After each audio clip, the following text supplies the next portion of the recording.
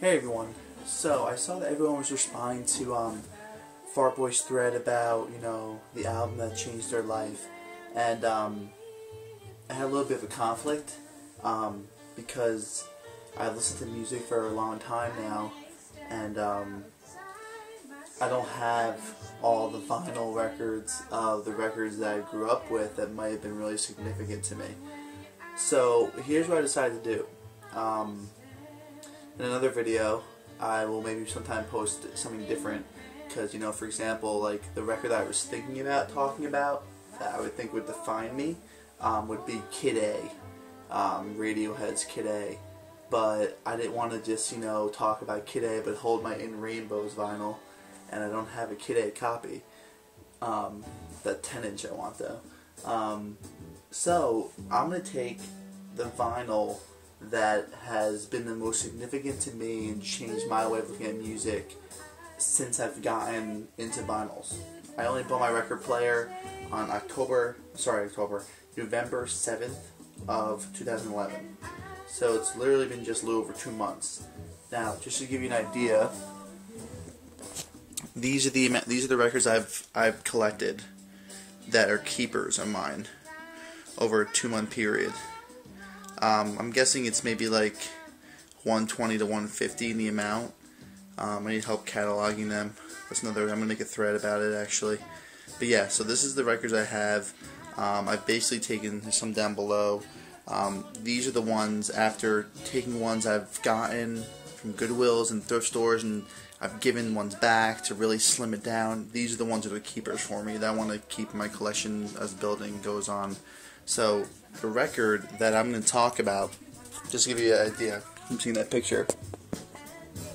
In terms of the record that is the most, really done the most for me, is what you hear right now, which I'm going to always love, is Carole King's Fantasy record. Now, here's the thing. Even though I've always felt like I knew a lot about my music and stuff, and I do have some good taste, I think, from, since I was in high school and middle school into high school, really starting to appreciate music for the first time, all the way through college to now, which I'm going to be 25 on Sunday, there's still, vinyl's making me realize that there's so much I just never listened to and never had the time, gave the time to. Like, before having vinyl record player, if someone said to me, hey, do you know who Carole King is? I'd be like, oh yeah, well I know who she is, I know the name, but I never ever listened to her, I didn't even know about the album Tapestry, or what the album was called that she was big for. So, my first week or so, me and my girlfriend Mary were looking through records in the dollar bin. Is this the dollar, right? Yeah. Through the dollar bin at Lunchbox Records, which is the store that Blake and I both are big fans of in Charlotte, the independent store. And I was looking through the dollar bins, and I went home with a bunch of stuff. I picked up this record here for 50 cents. 50 freaking cents. Alright? There's just so many things. I love it in the music sense, obviously, most importantly, and even in the material sense. Like, the record's in perfect shape. It's not a single skip on the record. No pop. Perfect. You probably can't tell from seeing it, but if you guys know what I'm talking about, the sleeve, if you hear that noise, it's one of those really nice sleeves where you touch it. It has like I'm trying to describe it. It has like I don't know what to say about it. It's not glossy. It's not completely smooth. There's a little roughness to it. It's a different type of way it's made. So this record, if you're hearing it, listen to it for 1 second.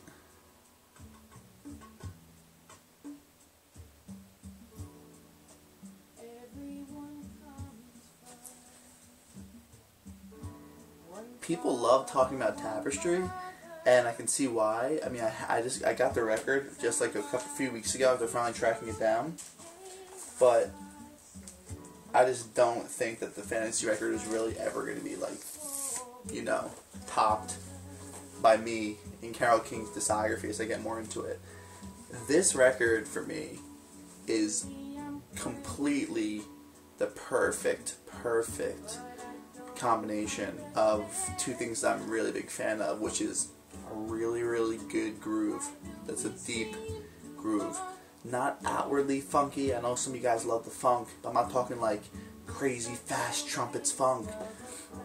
Just this, that groove. And the other thing is female vocals. I'm a really big fan of female vocalists, and these two things just mash so perfectly together in this record. I can't get over it. If you guys aren't familiar with the record, go into a little bit. Carole King decided to take the Fantasy album. It's her 5th record. It came out only 2 years later after Tapestry in 1973. It's on Ode Records, which I think is a label from Sony Music. Ode Records, O-D-E. And as opposed to like her writing a lot more of her songs beforehand were about love and things like that, it's a much more social commentary. So there are 6 songs on each side, a total of 12 tracks, and she decided to be a different character in society on each song. So on one song, like That's How Things Go Down, on side 1, she's playing the role of a young girl who's, I mean, not super young, but you know, a younger woman who is pregnant, you know, describing her feelings about the father that's gone.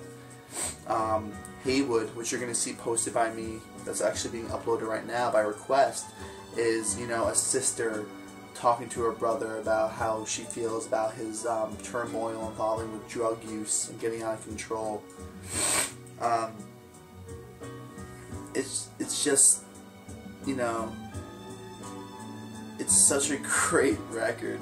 I'm trying to get better at, you know, describing records and my words with it. I'm not the best at. I'm trying to get better at that. Some of you guys are amazing at describing music, so I'm trying to. So hopefully you can stay with me.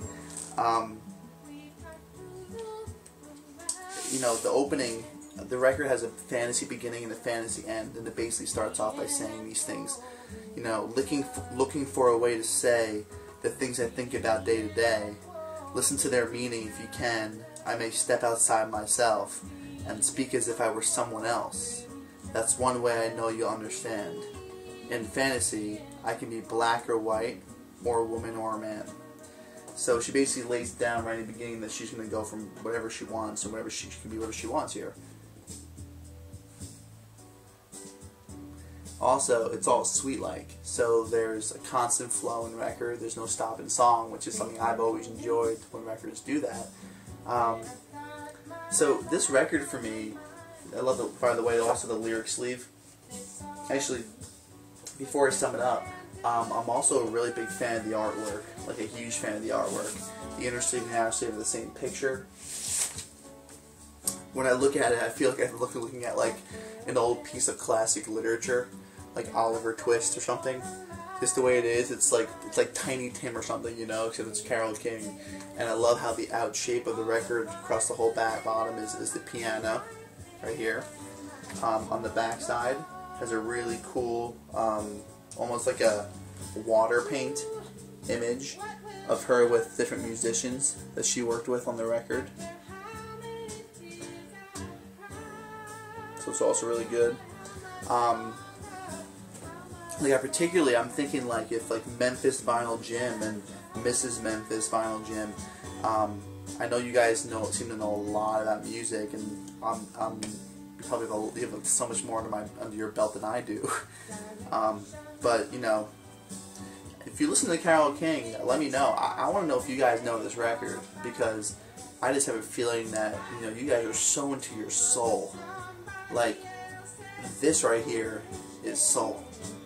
Like the way that you, Jim, you know, you were talking about Otis Redding and discussing like the songs on the Memphis records when you were talking about, you know, the music that your comfort music, and just the way that you're so great describing, like, man, you hear that? Like, if you listen to her right here,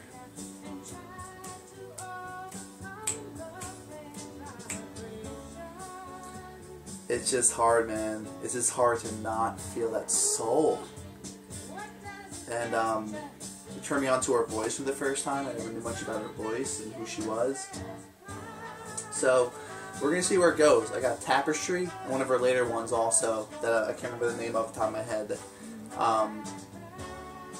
But I want to sort of spend more time getting to know her through vinyl rather than digital. That's how I feel about it. You hear this part right here.